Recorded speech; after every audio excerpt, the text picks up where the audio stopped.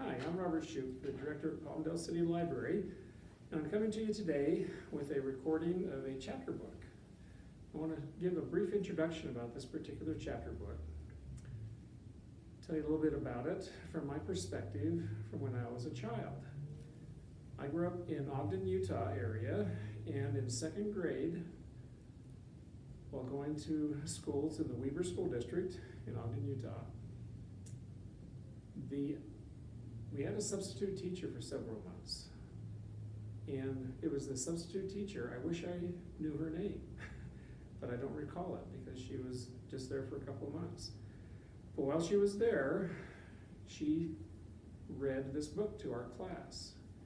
And that was my first experience with a chapter book. I'd seen picture books, and picture books are wonderful and awesome, and they definitely have a place in literacy, helping us as children, helping our children to learn how to read and appreciate reading and literature. This was my first experience with a chapter book, and I learned from that experience, looking back on it, the magic that happens with a chapter book is kind of special. Whether you realize it or not, one of the beauties of a chapter book without a lot of pictures is that you get to create the picture in your own mind. You get to use your own imagination based on the words that are used by the author and create this picture in your own mind of what is going on in that part of the story. It was magical, and I fell in love with the book as a child, and I fell in love with the experience of the magic of reading and of being read to. So I decided, as we are offering some story times, pre-recorded story times from Palmdale City Library, I wanted to share this little piece of me with you. Excuse me. And I plan to read this entire book over several different recordings. Many of you probably read it, heard it, had it read to you, and there's even been a movie made of it. But it is Charlotte's Web by E.B. White, and with some pictures by Garth Williams. So this book does have a few pictures, a few drawings in it. I will try to show you those as I go along, but again, you can create your own picture in your mind. So this is my introduction to this book and chapter 1. So I hope that you enjoy it. Charlotte's Web, chapter 1, Before Breakfast. "Where's Papa going with that axe?" said Fern to her mother as they were setting the table for breakfast. "Out to the hog house," replied Mrs. Arable. "Some pigs were born last night." "I don't see why he needs an axe," continued Fern, who was only 8. "Well," said her mother, "one of the pigs is a runt. It's very small and weak, and it will never amount to anything. So your father has decided to do away with it." "Do away with it?" shrieked Fern. "You mean kill it? Just because it's smaller than the others?" Mrs. Arable put a pitcher of cream on the table. "Don't yell, Fern," she said. "Your father is right. The pig would probably die anyway." Fern pushed a chair out of the way and ran outdoors. The grass was wet and the earth smelled of springtime.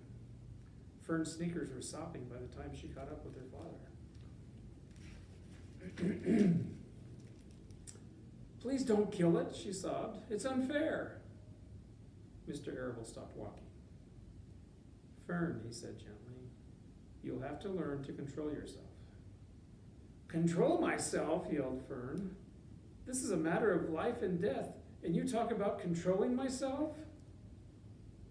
Tears ran down her cheeks, and she took hold of the axe and tried to pull it out of her father's hand. If you can see it, there's a drawing there.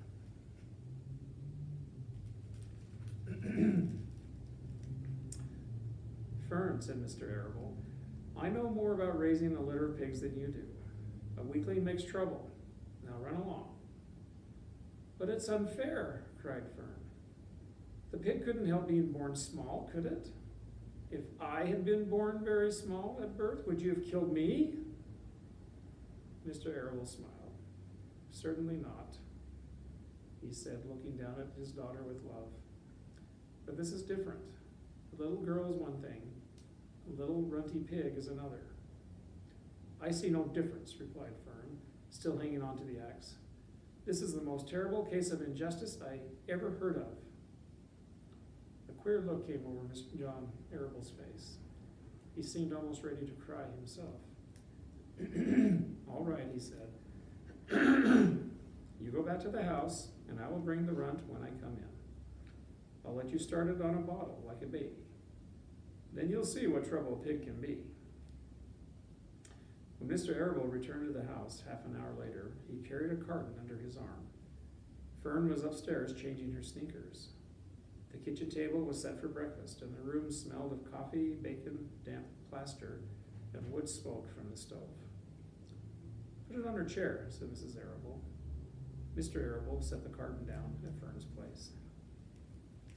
Then he walked to the sink and washed his hands and dried them on the roller towel. Fern came slowly down the stairs. Her eyes were red from crying. As she approached her chair, the carton wobbled, and there was a scratching noise. Fern looked at her father. Then she lifted the lid of the carton. There, inside, looking up at her, was the newborn pig. It was a white one. The morning light shone through its ears, turning them pink. He's yours, said Mr. Arable. Saved from an untimely death, and may the good Lord forgive me for this foolishness. Fern couldn't take her eyes off the tiny pig. Oh, she whispered. Oh, look at him.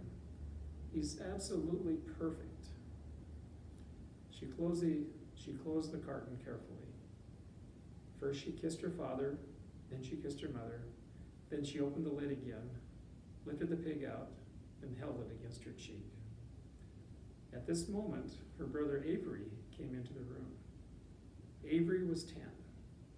He was heavily armed, an air rifle in one hand, a wooden dagger in the other.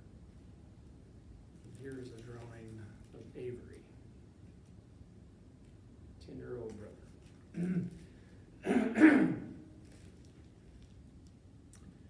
What's that? He demanded. What's Fern got? She's got a guest for breakfast, said Mrs. Arable. Wash your hands and face, Avery. Let's see it, said Avery, setting his gun down. You call that miserable thing a pig? That's a fine specimen of a pig. It's no bigger than a white rat. Wash up and eat your breakfast, Avery, said his mother. The school bus will be along in half an hour.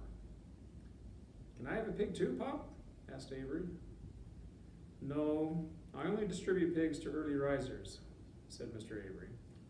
Fern was up at daylight, trying to rid the world of injustice. As a result, she now has a pig. A small one, to be sure, but nevertheless a pig. It just shows what can happen if a person gets out of bed promptly. Let's eat. But Fern couldn't eat until her pig had had a drink of milk. Mrs. Arable found a baby's nursing bottle and a rubber nipple. She poured warm milk into the bottle,